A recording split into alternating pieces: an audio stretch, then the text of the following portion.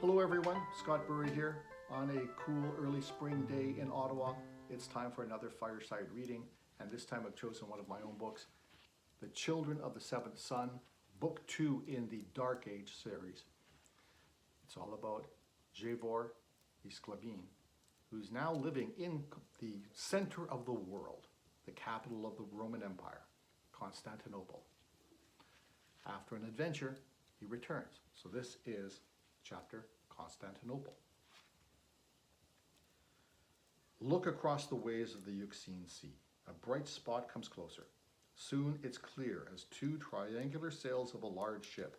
Two rows of oars on each side rise and dip in a mesmerizing rhythm.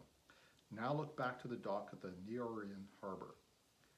A compact man with dark hair and beard stands there in a deep blue cloak, fastened with a large gold clasp on his right shoulder.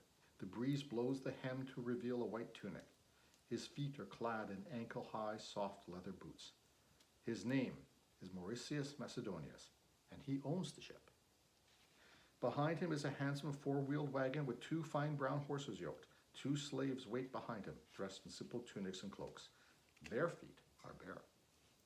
As the ship enters the harbor, its red and yellow sails come down.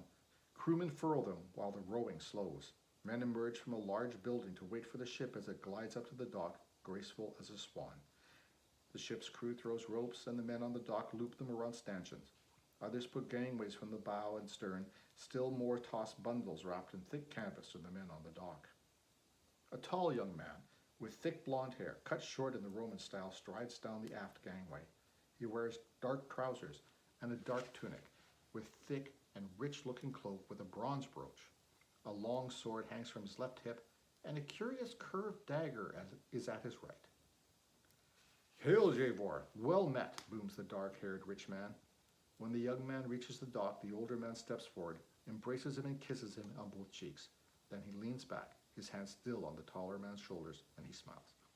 "Welcome back, my son," he boomed. "How did you know when I would get here?" Jevor asked, as a slave carried his gear from the ship to his father-in-law's handsome wagon. "I always have runners stationed at the port, watching for my sails at the entrance to the harbor," Mauritius explained. "You must admit, Jevor, that having such distinctive sails has its advantages." "Yes, I suppose so," Jevor said. As he climbed into the wagon beside his father-in-law, he said, "The red and yellow stripes are pretty, and they make it easy to identify your ships when they come into a harbor, but they also set your ships up as easy targets for pirates." Mauritius Macedonius patted Jevor's shoulder. "We have had this discussion. My ships are also the best guarded on the Euxine, Propontis, and Aegean seas. No pirate dares attack them, particularly with you on board, eh?" The slave slapped the reins and the wagon clattered off of the dock and onto the cobbled streets of Constantinople. The sun was high and bright, and the heat made the smells of the city, the cooking and rotting garbage, horses and cattle and people, sharper and stronger. Jevor wished for the smell of a pine forest. "Why did you come down to the port to meet me, father?" he asked. Mauritius could not stop smiling. "Well, of course I want to know that you are safe after your mission for the Abbey. I trust you were successful. You met the learned man you wanted to meet." Jevor hated lying, mostly because he was not good at it. "It's best not to talk of missions openly, father," he said. "But yes, I was successful." Wagons, barrows, oxen, horses, and donkeys crowded closer as they approached the harbor gate in Constantinople's legendary high stone walls. The slave at the reins of Mauritius's wagon cracked his whip whenever another vehicle or even a person came too close. "Make way!" he cried. "Make way for His Grace, Lord Macedonius!"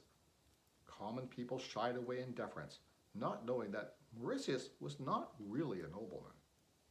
The soldiers at the gate of the Neorion waved them through without searching the contents of the wagon, not the treatment they gave the commoners. Mauritius tossed a coin to one of the guards and waved at someone he recognized in another wagon inside the gate. "What is it?" Jevor asked. "Why are you smiling so much? Why did you really come to greet me at the dock?"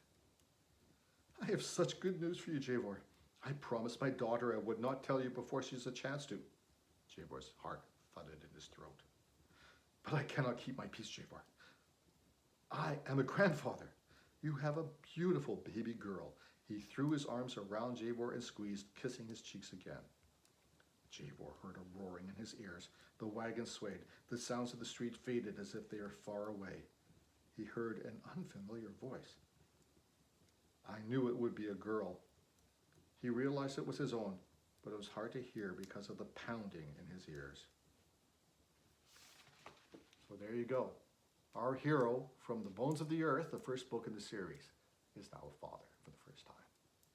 So what happens next? Well, I think his mother-in-law is going to have a little bit of something to say about Mauricia spilling the beans. So find out in The Children of the Seventh Son.